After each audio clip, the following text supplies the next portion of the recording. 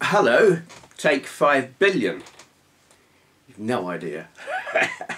Right, it's system review time. But it's not a retro system this time, but it is retro relevant, and you'll see what I mean as we go along.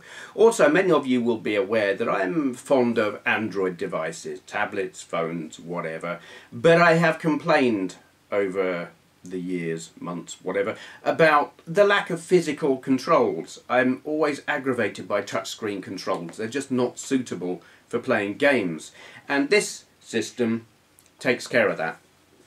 It is the JXD S7800b Android gaming tablet.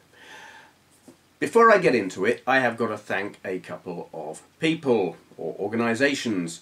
Funstock at funstock.co.uk. I must thank them, for it is they who provided me with this to review.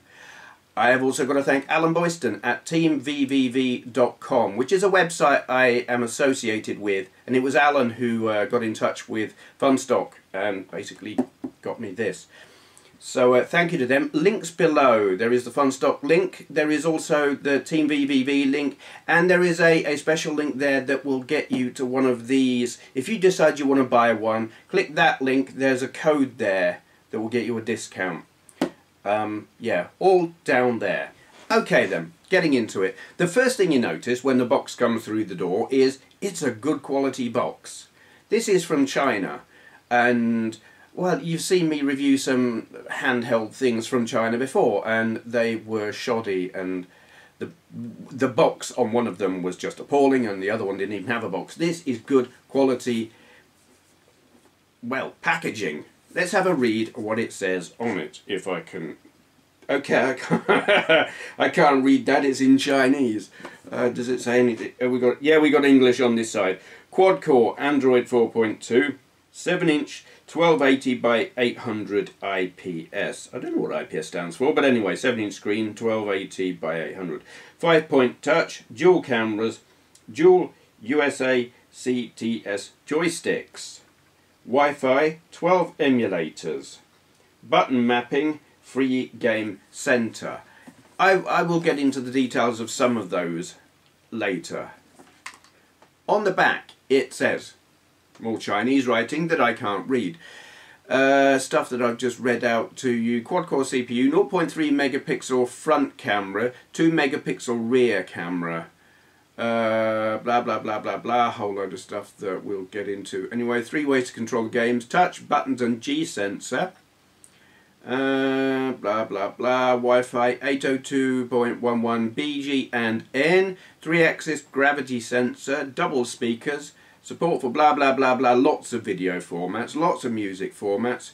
Built-in rechargeable lithium polymer battery. Charging via blah. Connectors, blah, USB 2, blah, blah, blah. Supports HDMI dual screen display up to 1080p. Supports multi-languages, colour, black, length, sizes. Yeah. 16GB model. That matters. That, I suspect, is the B. I think the A was 8GB. So 16GB storage. Expandable mini SD. Micro SD card. Let's have a look at the thing. Actually, let's have a look at what you get in the box. Obviously, you get that. We'll have a proper close-up look at this in a minute. What else do you get? You get a charger. Unusually for an Android tablet, it's not a mini USB charger. A lot of these kind of things these days are charged just by plugging into the USB, and this isn't. This is like a mini phone kind of thing. There's a plus and a minus to that. The plus is you can have it plugged in charging while having something else plugged into the USB, because that can be really annoying. You know, your batteries on your tablet can be running out and you want your joystick plugged in, but you can't have both. You can't charge and have... You can't have your joypad and your charger plugged in at the same time on most tablets. Here, you can. The downside is, if you lose this, break it, blow it up, I don't think that'll happen. Yeah, you have to sort something out and find something.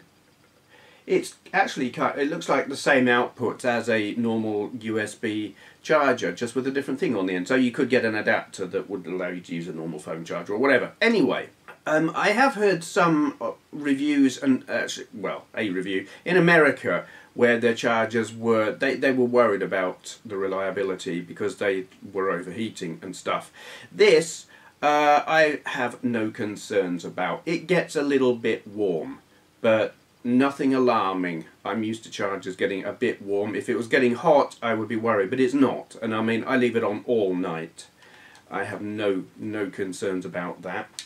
What else do you get? You get a normal USB to mini USB lead for plugging in and data transfer.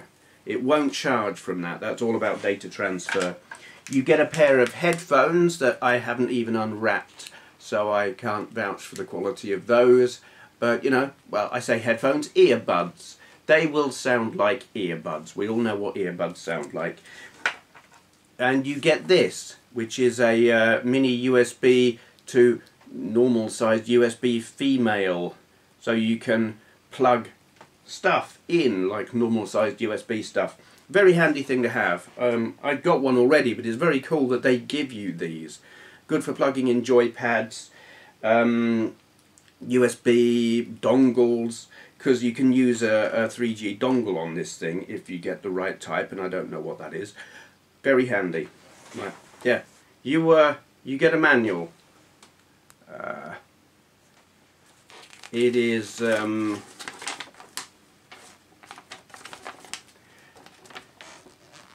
I'm not going to read all the bits to you. It serves its purpose. It's not greatly detailed. It doesn't go into massive detail, but it gives you the basics. You probably won't need it. But you know, it's there. It's nice to have it. Better to have it than not have it. Now, I'm going to turn the camera around and point some light at this so I can give you a proper detailed look. So bear with me while I rearrange things in here and try and get some light on the scene. Right then, let's have a look at this thing. Picking it up, very first impression, nice plastic. I have reviewed some Chinese handheld gaming, well, handhelds, in the not too distant past, and they were cheap and nasty. This is not cheap and nasty, not by any means. Hello! Nice reflective screen.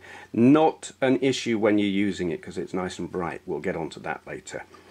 So quality of the plastic is nice. It's not up there with, say, PSP quality, but it's way above any of the nasty handhelds that you can get from China. This side is black with a sort of metallic flecked effect. I don't know if the camera's picking it up. The camera's being a bit of a pig and not focusing a good deal at the moment. Anyway, black that side, kind of two-tone gunmetal grey on this side, which looks really nice, and it's ergonomically moulded, and that's nice. On the top here, power supply, earphones, micro USB, HDMI out, shoulder buttons. They've got quite a long travel and a really nice click, and the same with these. Analog sticks, lovely. These are great. These are what you need on a gaming Android tablet. Good feel, good travel, a decent height above the surface of the tablet. They kick the ass off of that analog nub that you get on the PSP. The D-pad and face buttons I'm not so keen on. There's nothing particularly wrong with them, and again they are vastly better than the D-pads and the buttons that I came across on those really cheap and nasty Chinese handhelds. Just a little, the travel is a little bit long. The feel, they're responsive. I can't put my finger on it. Well, no, I can. It's a D-pad. But yeah, I'm not in love with the feel of them. But there's nothing specifically wrong with them. I think it's just because I'm so used to using a PS3 pad, and these feel different to that. You've got these little buttons here. Home button, key mapping button, and then here return button, menu button, start button, and select button. Now these, it's interesting having these here, because this is a gaming device, and an Android gaming device at that. You don't have what you would normally get along the bottom of the screen, which are the home, return, and menu icons on the screen, on the operating system. You don't want that when you're playing a game. So they've moved those onto actual physical buttons on the case, and then added some gaming specific ones like the key mapping, the start and select. It's interesting and it works, but you do have to get used to them. Here is a minor quibble. How well can you see them? Will the camera focus? Probably not, because the camera's being an arse. You can see them quite well in this light. When the screen is on, it's quite bright, and if you're in a room that isn't especially well lit, you can't actually see what's printed on them very well. I struggled anyway, and when I was just like playing it for the very first time, I needed to push them, like the home button and the return button, and I couldn't see which was where. Minor quibble, and once you've used it for a little while, you'll know what one's which without even having to look. So it doesn't really, it's not a big deal. Other stuff, yes. On-off button there. Volume rocker there. Reset hole there that you would stick a pin in if you needed to reset it. I haven't needed to reset it at all. Micro SD card slot. Camera there. And another camera there. Haven't used either. I've looked. I've launched the camera app and had a look through that camera. Quality was okay. It was a low light situation, and it definitely doesn't work too well in low light. But you're not really buying one of these for the camera. So let's turn it on. Here we go. There. Now, I have left these screens as they, pretty much as they were as it came out of the box. I've added other stuff, but that's not on these first screens. God. There is some stuff on here, like pre-installed, just for demonstration purposes, and a piece of music there. Backstreet Boys. That is not my cup of tea, thank you very much. And these like brightness controls, I'm not even sure what that one does. Wi-Fi. Assorted different, all the stuff you would expect, and some stuff that you wouldn't. We'll get on to that. In terms of responsiveness of the user interface, it is lovely. It is just silky smooth. Play Store, Google Maps, Gmail, YouTube, app installer, calculator. Game Center, that is a thing called Happy Chick. It's like an all-in-one emulator package, and it lets you download games into it as well. Now, I'm not actually using that because I like to pick and choose what emulators I use myself, but it is clever.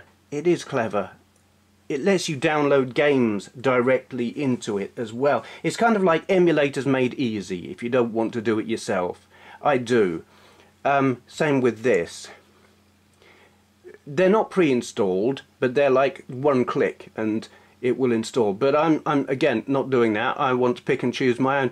I get mine from the Play Store, and we'll look at what I'm using in a bit. Test app rather. A whole load of stuff. I guess it's like their recommended apps, stuff you would like to try. Cool.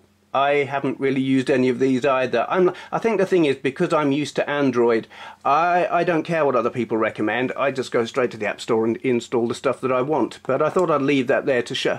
Wow, wait. ICQ. Is that still a thing? That's great.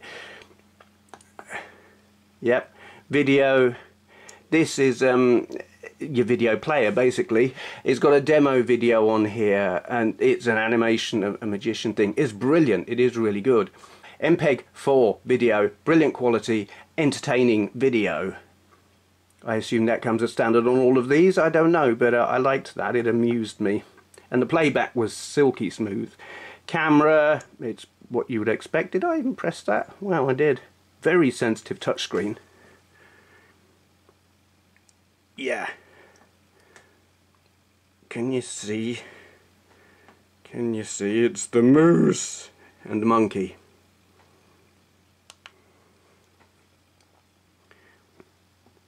Browser, this is the standard Android browser as opposed to Google Chrome.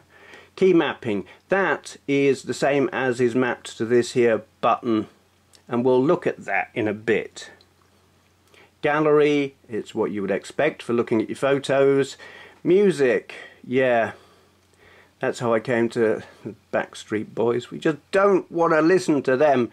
Wi-Fi display, I believe this will allow you to display what's on here on another device that happens to be hooked into your Wi-Fi. I'm not sure about that, I haven't tried it. Explorer, it's what you would expect. It's a file browser that will let you browse through all the files on your SD card and on the internal memory and stuff. Settings, well, it's Android settings. Okay, now before we get on to the games, this button here, the key mapping, this is important. Let's get to an empty-ish screen. We'll do it here. When you load up a game with touchscreen controls, you get kind of overlays on the game screen, say a D-pad control there and control buttons here, or a steering wheel somewhere. And they're overlaid on the screen, and you're supposed to put your thumbs and fingers or whatever all over the screen to control your game. And it's a bit annoying. You just don't get any feedback. You don't know if your fingers are in the right place, and invariably you end up dying because you think you're touching the button and you're not. This makes use of that. When you push the button, you get all of these, which are your...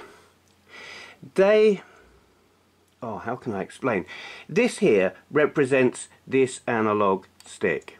So say you've got a directional control on the screen just here, you put that over it. And then say you've got face button controls here, your A, B and C buttons from say a Mega Drive, you would put these here on it. And say your start button, you know, there. Wherever the controls are on the screen within the game, you put the equivalent representations here over them. These representations representing the face buttons and D-pad and analog sticks. You put them on and then you press save. And you can... the physical controls then are registered as movement on the touch screen. Does that make sense? It's a tricky one to explain how it works, but the fact is it works.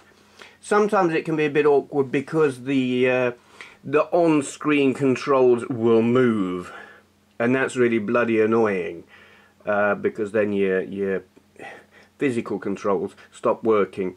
That to me is bad game design. Real Racing 2 does that, and it's really bloody annoying. But mostly, wherever the controls are on emulators that I've used, they're fixed pretty well, and you can turn the visual representations off, so that you're using your physical controls, which are simulating your on-screen controls, only your on-screen controls aren't on the screen anymore. It sounds a little bit complicated, but it works. And it's brilliant. Right, let's have a look at these here games. Shadow Gun. I'm gonna... Wait, we'll have a look at Real Racing because this used the key mapping. Okay, that took a little bit of tinkering. I had to configure the controls because, as you can see, touchscreen. When I touch the analog nub, the steering wheel appears over there on the left. But Here we are with proper controls. Do I have gears, or am I'm going to assume I'm on manual gears. But it's great. This is how I like to play racing games, with proper controls.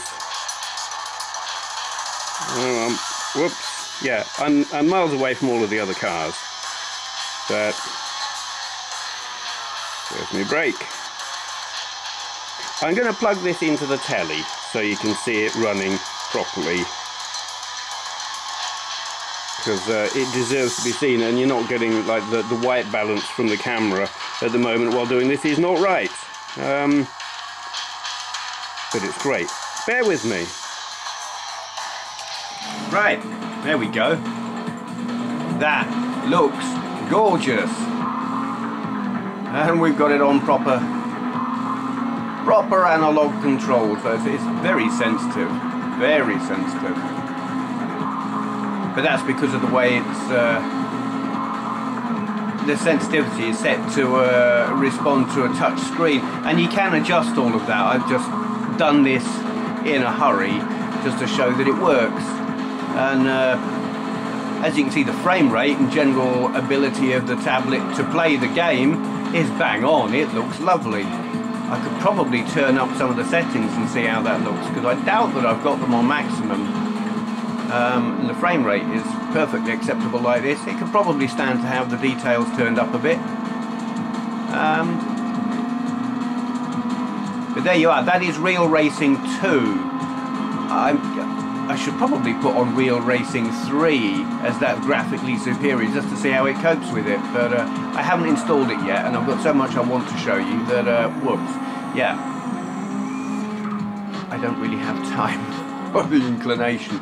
I'm just doing this to show how the key mapping, button mapping or whatever, where you map the physical buttons to areas on the touch screen works. It works brilliantly. It takes a little bit of fiddling around initially, and that can be awkward because sometimes you're having to play the game while you're configuring the keys. And if the area on the screen that responds to a certain control in the game it can move around, you can push it around the screen and screw it up. It takes an amount of fiddling around, but once you've got it done, you've got it done, and it's great. I like playing this game like this.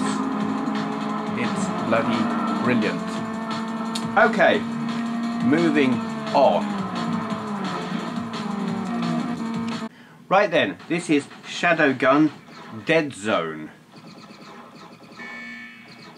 And this is one that you don't have to configure anything, it just responds to the controls automatically, which is great. I'm going to die tragically on a regular basis here. Actually, you do have to do a little bit to configure it, but you don't have to do all the on-screen mapping. You just, I can't remember. But I didn't have to do the key mapping to make this one work. I think you have to tell it what buttons do what in the options, but... Ooh.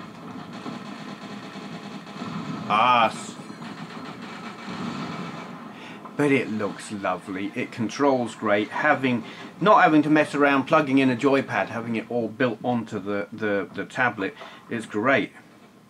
Spawn, please. Yes, you can see there, you've got what would be touchscreen controls, but as soon as you start... Did they disappear? I can't remember. I'm not using those buttons. There, they disappear when it... That's what I... Come on, let me kill you. Come back here. Where's my run button? There's my run button.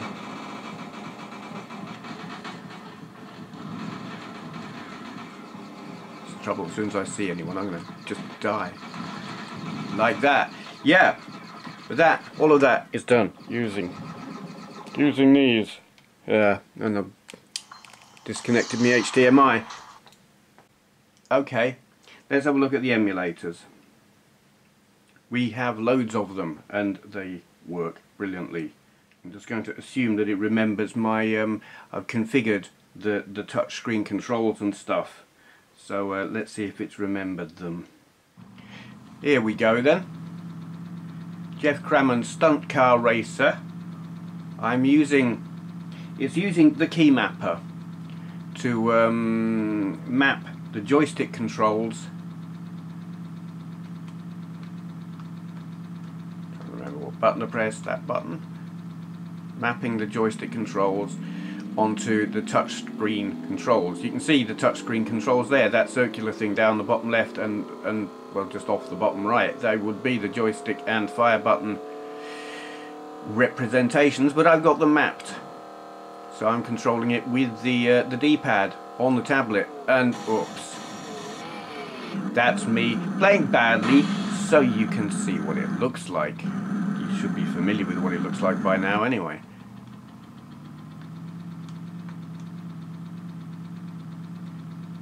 Press fire, there we go.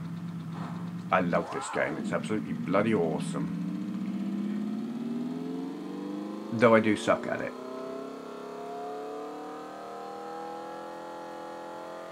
Yay! Oh my goodness. Yeah, that's Amiga. It plays Amiga well. Very nicely.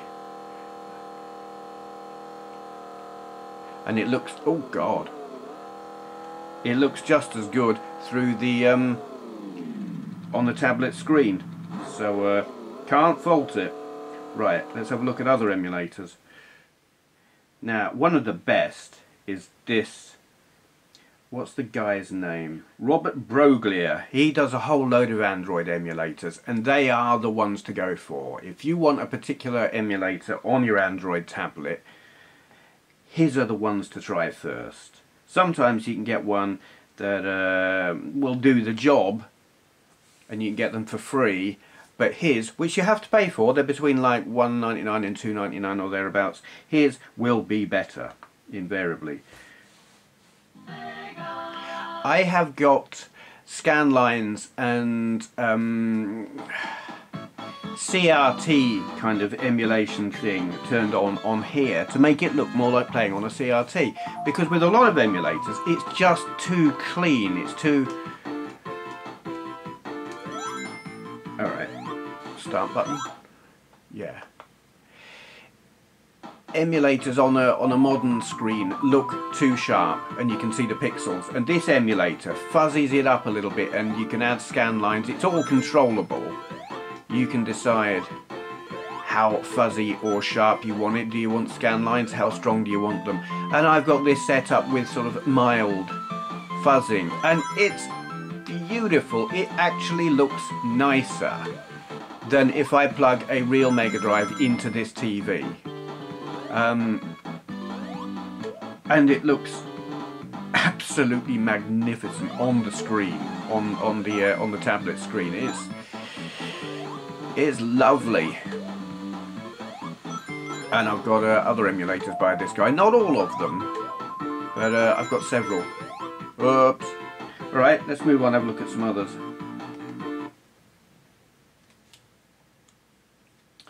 Yeah, one that I've got which isn't by him, Super Retro 16 emulator, and the reason for that, I used that chap, I forget his name as soon as I've said it. It would not play Super Mario Kart as precisely as I would have liked it, and this one does.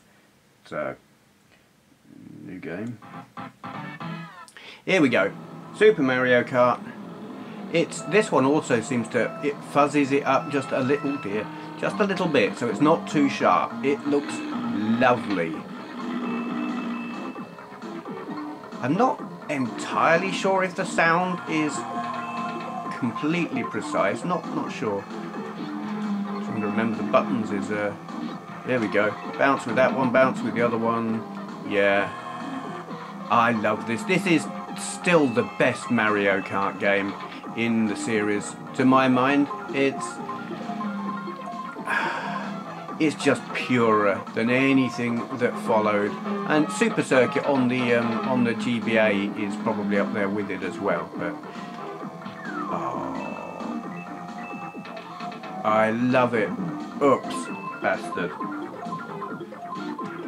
Yeah, getting emulators that will play Super Mario Kart, tricky. Right, another one by that chap whose name I've forgotten already, Neo Geo. What's his name again? Quick reminder. Robert Broglia. I don't remember what start button is. Hey, guess what? It's the start button. Seems to be. Yeah, buttons. Here we go. Mission 1, start. Again, it just the image quality is fantastic.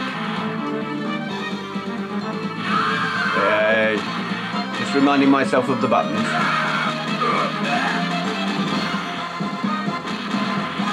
Piggy.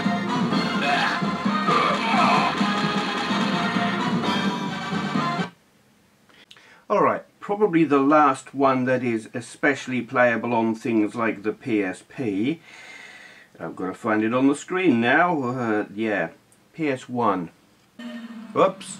Yes, here we go then. PS1. Gran Turismo. Oops, I forgot I've got manual gears. I'm in a... I think I'm in an FTO. This is slick. It's probably the last game I'm used to being able to play emulated well on a handheld. I can do this on my PSP, and it does PS1 games brilliantly. They're pretty much perfect, but they you know, they don't fill the screen, which is annoying, especially when the screen isn't that big. I can play this on my phone, and it's just about copes. It's not quite full speed, but it's fast enough to not lose too much. But here we are playing it, and it's just bang on the money. You've got the... Have we got... I don't know if the textures are they doing that tearing that they do on the real thing? I'm not sure. Possibly. But it feels pretty close to the real thing, it's got to be said. It's close enough. It's very impressive. This car, on the other hand, is not.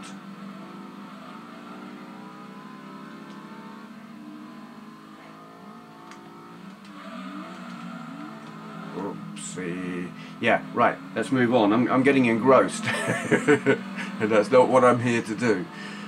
Moving on. Okay then. N64. Now, I'm used to handhelds and similar things playing N64 emulators. My PSP will do it. Oh dear. Slightly oversensitive there. Yep. My PSP will play N64, but it won't... it will play it at full speed without sound, but if I turn the sound on, it gets really not good.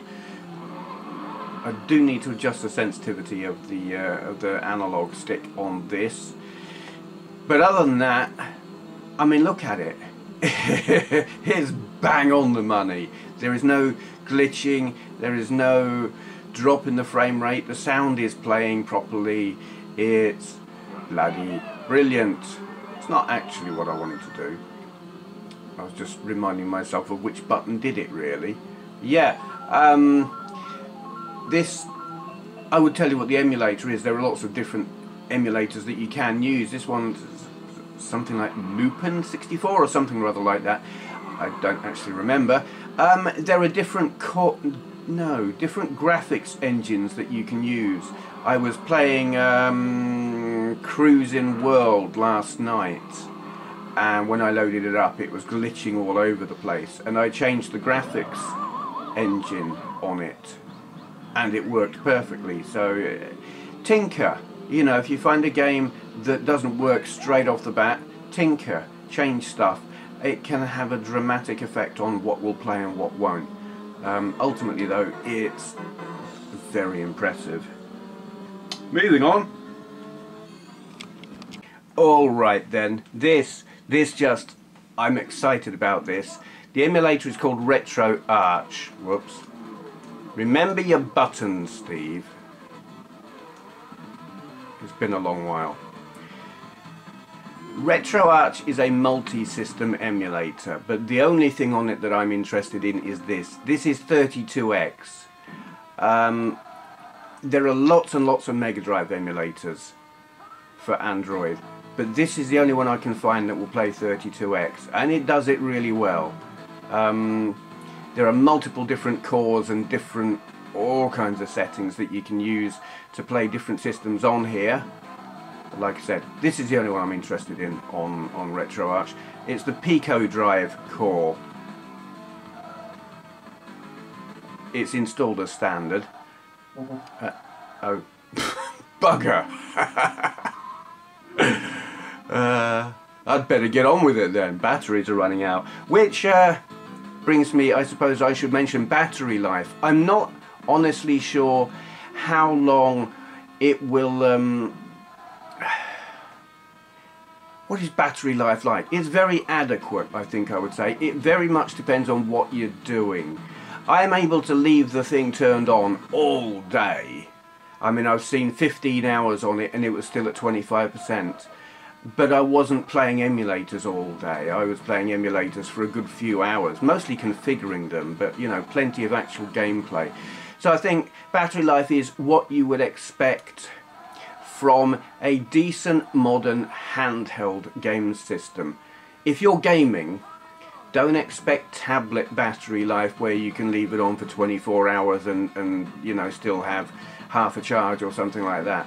Not if you're gaming. If you're just using it as a tablet, like browsing and tweeting and stuff, yeah, it'll go for a very long time. But if you're gaming, expect less. But certainly no worse than a modern handheld. No worse than a PSP, which is about what you should expect, really. Okay, better move on because batteries in it. But then this thing goes and does something. Well, I mean, it's the emulators that are doing it, but the fact that a handheld system can run them adequately leaves me gobsmacked. Probably the most impressive is the Dreamcast. What do we ever go at? The Dreamcast one it won't play everything, not by any means, but it will certainly play some that are worth playing. This could be fun! Alright, edit myself in here. So, here we go. Just getting out of the cutscene intro bit. Sonic Adventure on the Dreamcast, playing on this here tablet. I can't remember what the controls are, but that is stunning. Because, I mean, the Dreamcast is up there with the PS2. I mean, it's not quite, but it's of that generation. And here we are. Oh, you bastard. Oh, you... Whoa. Come on. I want to eat his brain. Jump up, then press the jump button again to do the homework. Press the what?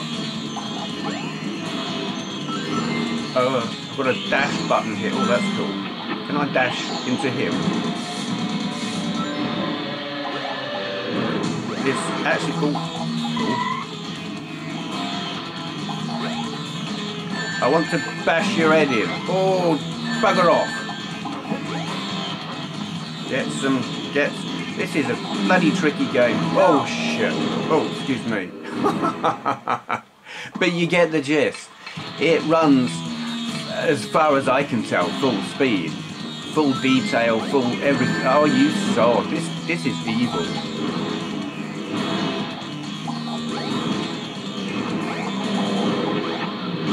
Ah, how many times do I have to beat him up? Because he's gonna win. Get more rings. This is bloody difficult.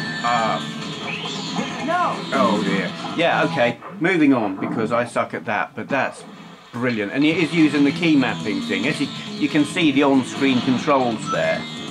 You maybe can't, because have I got them on the screen? Maybe not. Whatever. There are on-screen controls on the screen, but I'm not using them. I'm using the physical controls on the tablet. But anyway, moving on. No. That was the Dreamcast emulator. this is the last one I think I'll look at here for the moment. Okay, this is the PSP emulator. There's really only one game I wanted to play on this, and it struggles with this. I've tried a few games on it, and some of them it's actually really, it does them quite well. Gran Turismo, you have to tweak it like mad, and you're not going to get full speed out of it, I don't think, whatever you do with it. What it does do, which is interesting, is display in a higher resolution than the PSP itself would. It upscales it with no performance hit, which is quite surprising really. I think the PSP must render it to a higher resolution internally than it can display on its own screen. Maybe, but then it doesn't display it in a higher resolution on a TV, so who knows. But here we are playing it in higher than PSP resolution. If I turn the resolution down, I get no performance increase, so it's not worth doing. But I've got the frame skip set at 5, which makes the game playable. And stills of it, you know, if I took a photo of it, you think, wow, that looks fantastic, but then you see it moving, and it's like, yeah, back in my Amiga days, playing a 3D game with this kind of texturing and resolution would have been amazing. You know, Jeff Crammond's Formula 1 Grand Prix playing at this frame rate would have been perfectly acceptable. But these days, not so much. But, you know, it's an achievement for a tablet to be able to emulate this and be remotely playable, because it's a pretty recent system. I mean, as you'll have seen, it does the Dreamcast better, but it doesn't play that many Dreamcast games. The PSP, I think with some tweaking, it will play a lot of games. I've got Space Invaders Extreme running well on it. I've got some shoot 'em up that I can't even remember what it's called, that played nicely on it. I have got Grand Theft Auto Vice City Stories playing okay on it. The frame rate on that is not great, and you have to adjust the settings, like the settings for that and the settings for this are completely different, and if you get them wrong you get all kinds of graphical weirdness. But it's doable. You can play the things, you're just not going to be able to play it as well as you could on a real PSP. It just impresses me that it can do it at all. Yeah, it's more a proof of concept really. I'm hoping with time it will be refined and there will be a speed increase that isn't going to require an increase in horsepower from your tablet, because obviously that's not something you can do without buying a new tablet, and I don't want to, because this thing's great. And well, I wouldn't need, what, you know, I've got a PSP anyway. But that's by the by. As a proof of concept, I think this is very impressive. Anyway, let's move on to some final thoughts and conclusions and stuff. So, summing up then, what do I think of this? Actually, before I sum up and tell you what I think of this, I've got to tell you, this is not an advert.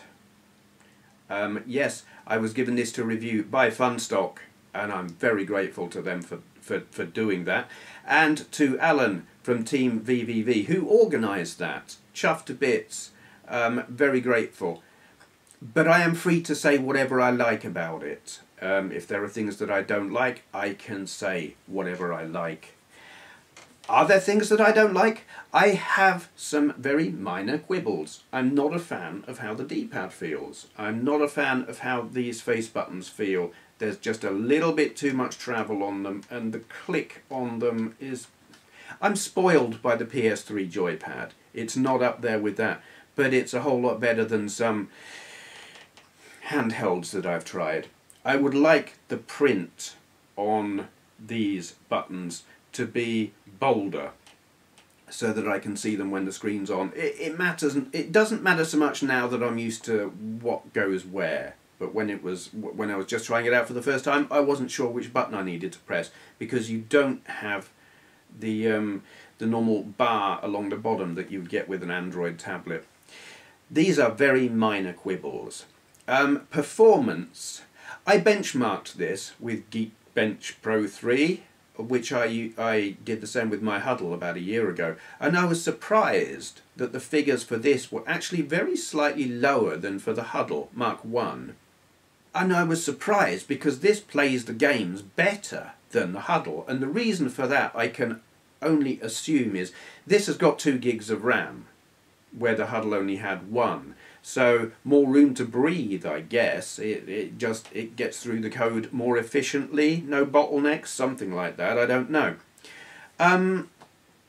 In terms of performance, it's not going to be able to live with the NVIDIA Shield.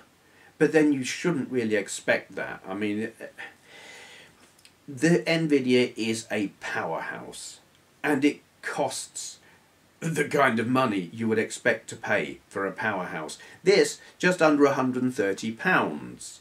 And what it does for that kind of money is really very impressive. I mean, you've seen what it will do emulation-wise. It is fantastic for emulating systems. Everything I've been able to emulate on my PSP, because I like emulating, and I like emulators on handhelds. I'm not interested in emulating on my PC, but on a handheld it makes sense, so I can play lots of retro games when I'm out and about. This will do everything my PSP would emulate and more. Dreamcast, the fact that it can emulate the Dreamcast, and when you find the games that it will play, is gobsmackingly good. I mean, frame rate is right up there.